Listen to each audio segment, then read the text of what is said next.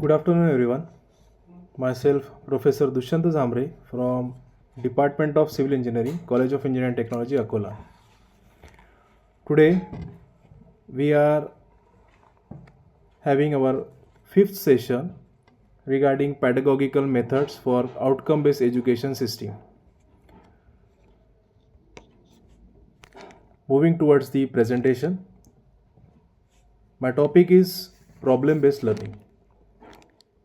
These are the contents of my presentation. Let's start with the topic. The first one is the introduction. Problem-based learning is a process of acquiring and understanding of knowledge, skills in the context of an unfamiliar situation and applying that learning to the situations. Actually, problem-based learning is the basic human learning process that allowed primitive man to survive in his environment. This was the definition given by Burroughs and Timlin in 1980s. The problem-based learning is an educational approach that centers on engaging learners with real-world problems as a catalyst for acquiring knowledge and developing critical thinking skill. It moves beyond traditional rule memorization by encouraging active exploration and problem solving. If we take the historical context of this basically problem-based learning, Burroughs and Timlin had defined the problem-based learning is rooted in the fundamental way humans which have learned throughout history. In the Stone Ages, or in the we can say early human faced constants, the challenges in their environment and their survival dependent on their that depends upon their ability to identify that problems.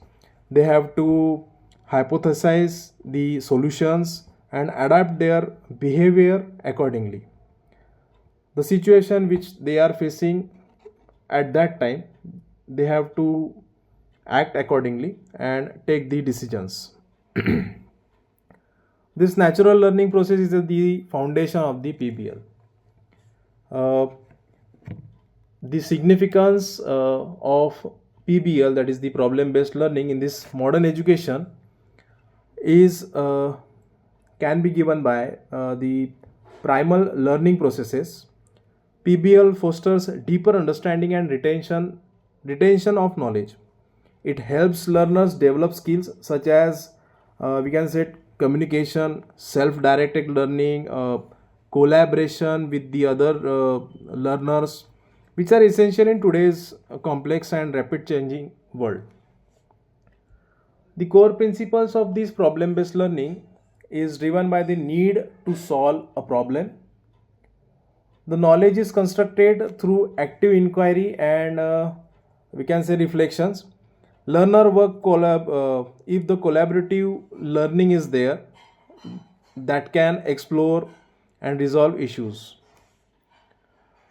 We will move to the next part of this.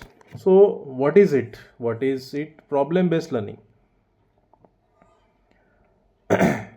The understanding what is it is a crucial as it lays the foundation for deeper exploration and comprehension. As the definition clearly states that what the topic or item is, providing a concise yet comprehensive explanation.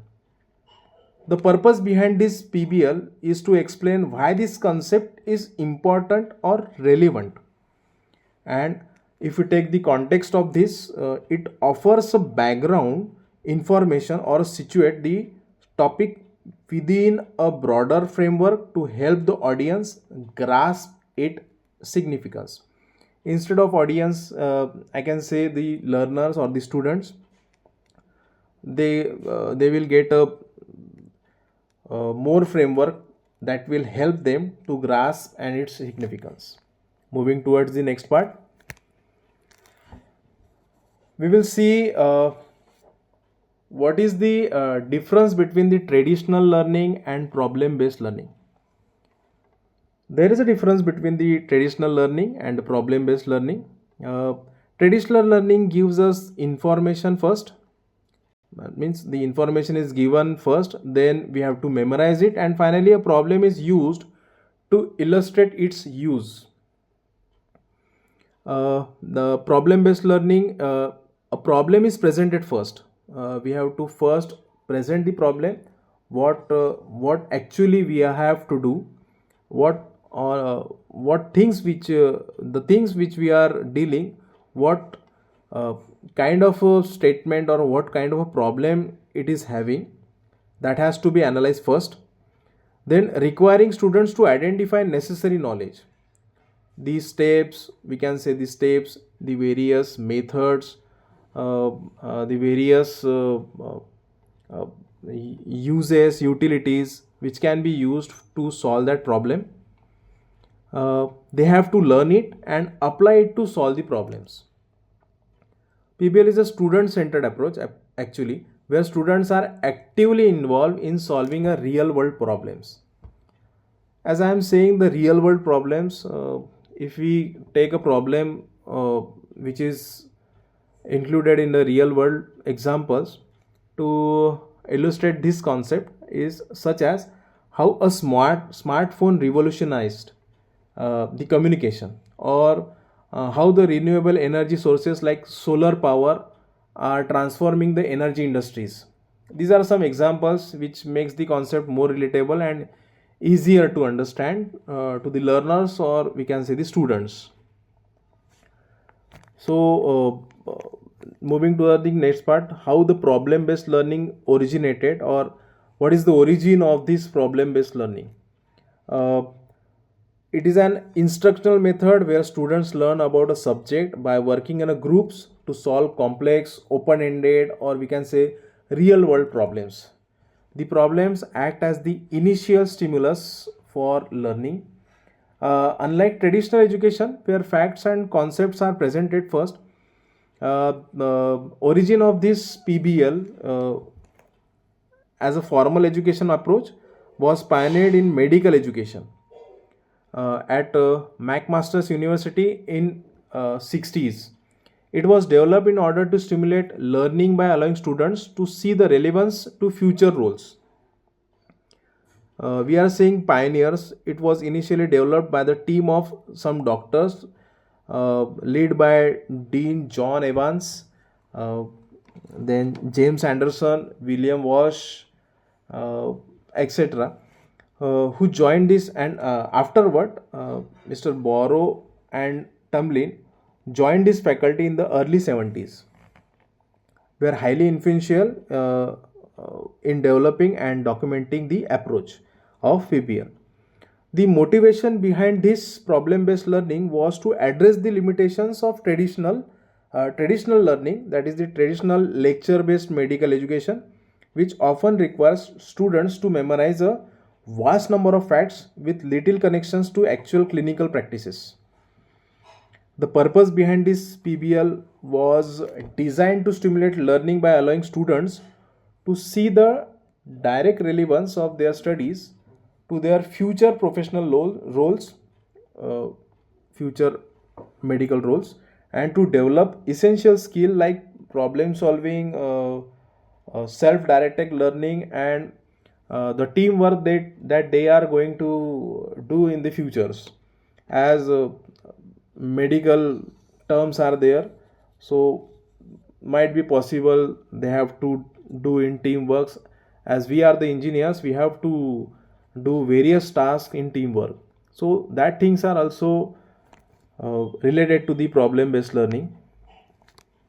So what is problem based learning? It is a teaching method in which, as we have already stated, it is a teaching method in which complex real world problems are used as the vehicle to promote students learning of concepts and principles, as opposed to direct presentation of facts and concepts.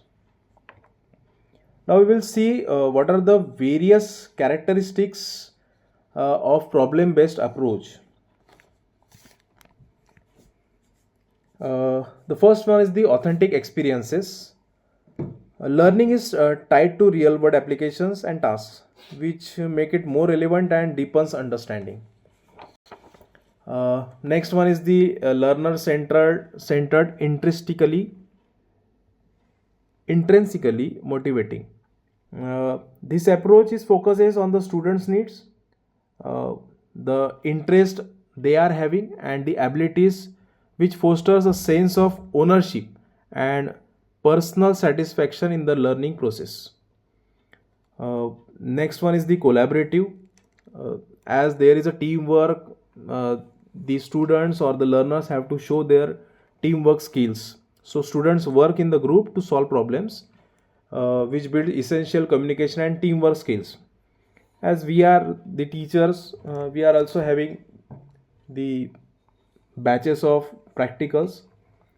So that makes the sense of teamwork. We are assigning the practical work to the students in small batches. So that leads to the teamwork of the individual batch. The next one is the challenging. Students are pushed to engage with complex open-ended problems that requires deeper level understanding and critical thinking. Next one is the demonstration of learning. As we know, the problem-based learning is the process that often involves active demonstration of acquired knowledge and skills, such as we can say creating a product or presenting a solution rather than just a passive reception of information. So these are some we can say these are some points of foundational principles of these modern teaching philosophies, that is the PBL. Moving towards the next slide, the I have stated over here three main components of problem based learning, but it can be extended up to 6 steps that now I will going to explain over here. So the first one is the fact finding, number 2 is the idea finding, and third one is the solution finding. So sequentially steps are, first one is the objective finding. What are the objectives, what are the goals, or identifying the goals, their wishes or challenges that needs to be addressed during the problem based learning components. The next one is the number 2 is the problem finding. Whatever the goals are set, whatever the challenges or whatever the wishes are given are there addressed by the learner, that has to be properly analyzed the facts to clarify and reframe the actual underlying problems or issues that need solvings. While solving the problems, also we have to know what are the facts. That facts has to be found. So gathering all known and unknown information, their data, observation related to the situations, the images, all the things which has to be situationalized and identifying the problems. Next one is the idea finding. The generating many possible solutions or ideas using techniques like we can say brainstorming sessions should be there. That leads to the idea finding. The next one is the solution finding. Evaluating the generated ideas, whatever the ideas we have finded or generated in the previous step, that has to be evaluated properly. There what are the specific criteria that can be used for selecting the best options, so that the solutions can be founded out and the process can be moved forward with. Next one is the acceptance finding. Whatever the developing concrete plan to implement the chosen solutions and gain acceptance from relevant parties. So these are some components which are related to the problem based learning that we have just discussed right now. Fact finding, students read the situation and attempt to identify the problems. The idea finding, the students discuss ideas and expand on them. And the third one is the solution finding. The students make final decisions and collect information that will help them solve the problems. Next one is the consideration for using problem based learning. Uh, there are some core principles and steps that the points in the initial stages of typical problem based learning cycles are: the examine and define the problems. Number two is the explore what they already know about underlying issues related to it. Number third is the determine what they need to learn and where they can acquire the information and tools necessary to solve the problems. Next one is the evaluate possible ways to solve the problems. Then and final was the report on their findings. So simply one by one I am going to explain the things. So determining a problem aligned with the course and students. You can say course with or the learners, students or the learners. In problem based learning, which learning begins with an authentic open ended problems or driving questions that student must solve. This problem is intentionally designed to align with curriculum objectives and be engaging and relevant to the students lives, student lives or future careers. Now next one is the place students in group well mixed in diversity and skill levels. We are using we are making the groups of the students of having some different ideas or different thinkings, so that they should work ethically, they should work in a teamwork. Student work in a small heterogeneous teams.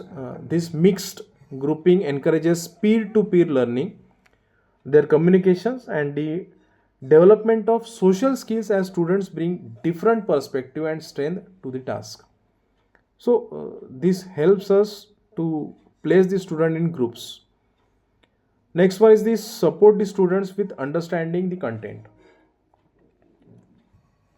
Being a teachers, we are having some specified or some roles that shifts from direct instructor to a facilitator or guide.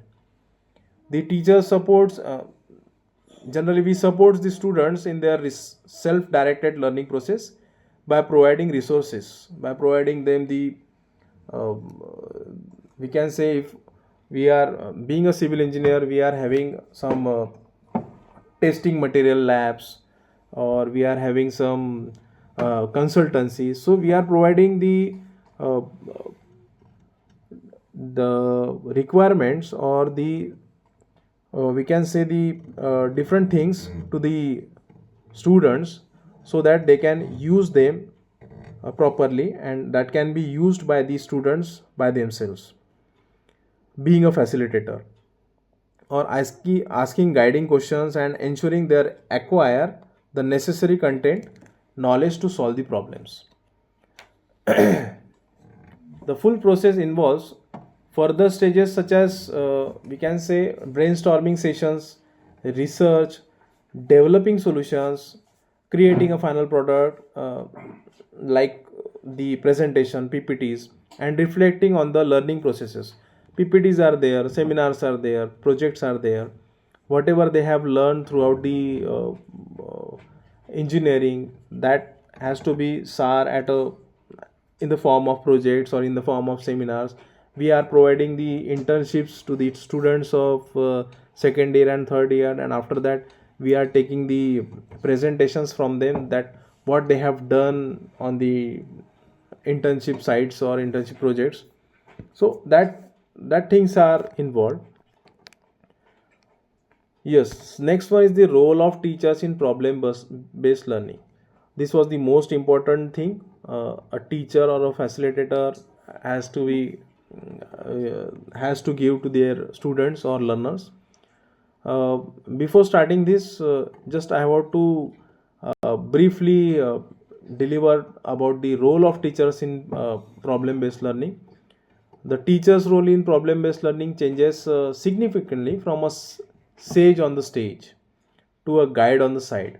Their key responsibilities include our key responsibilities are designing effective problem scenarios that meet curriculum goals. Number two is facilitating group dynamics and managing any conflicts that arises. Guiding students, the researchers, by asking probing questions and offering hints rather than solutions. Instead of giving directly solutions to the student, we are giving them hints that you have to refer this, you have to do this. So that is a part of guiding the students.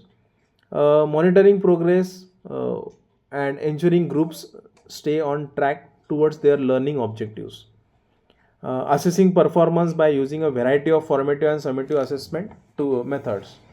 uh, NEP 2020, this was the best, we can say, curriculum which was given by the education fraternity to all of us. So with the help of that, we are assessing the our students or our learners, and with that, this pedagogy, we are having different assessment tools and different assessment methods, so that will be helpful for the teacher to assess their students and to make them aware and to make them that much awareness regarding the real world problems. The main advantage of PBL mention is to uh, develop lifelong learning skills, high rated abilities. It was a student centered approach. So, the process of sustaining inquiries, research, and self directed studies in problem based learning fosters the skills and mindset necessary for continuous learning throughout the life and careers of the students. Moving to the next, so these are some steps which I have already told. That is the determining a problem aligned with the course and students, place students in group well mixed in diversity and skill levels, support the student with understanding the content. So what are the benefits of this problem based learning? uh, uh, Whatever the material or whatever the study I have done on this particular topic, it gives me one finding that this problem based learning is not only benefited to students, it also benefited teachers and the institutions. So how? So the benefits for the students, we have just go through it with a short span. That is, for student, it is a student centered approach. It encourages greater understanding.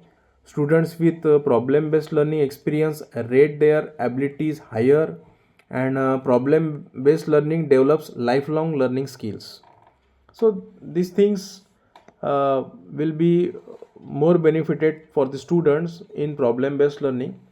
And moving towards the next point, that is the for teachers, class attendance can be increased. Students are more engaged and motivated to attend sessions. So because of that, that involves active participation and discussion around the real world scenarios. So next one is the method affords more intrinsic rewards. Teachers can find the process more satisfying because they are facilitating a deeper, more meaningful learning experiences rather than just delivering information passively. Next one is the it encourages students to spend more time study. Because the problems are challenging and require self-directed inquiries, students are motivated to do more independent research and study outside of class to find solutions. Next one is it promotes interdisciplinarity. It promotes interdisciplinarity because problem based learning often requires students to draw knowledge and skills from multiple subjects to solve a single problem, which facilitates collaboration across different disciplines within the curriculum. As there is a this pedagogical FDP is also interdisciplinary. So with the help of one and all, we can promote this interdisciplinary approach for the problem based learning. And the last one is the for institutions, how this problem based learning helps or benefits for the institution. It makes students learning a priority by focusing on the students active engagement and inquiry process. The institutions demonstrates a commitment to effective learning outcomes. uh, Next one is it may aid student retention. The engaging and relevant nature of problem based learning can increase students' motivation and satisfaction, which may lead to higher attendance and a greater likelihood of completing their studies.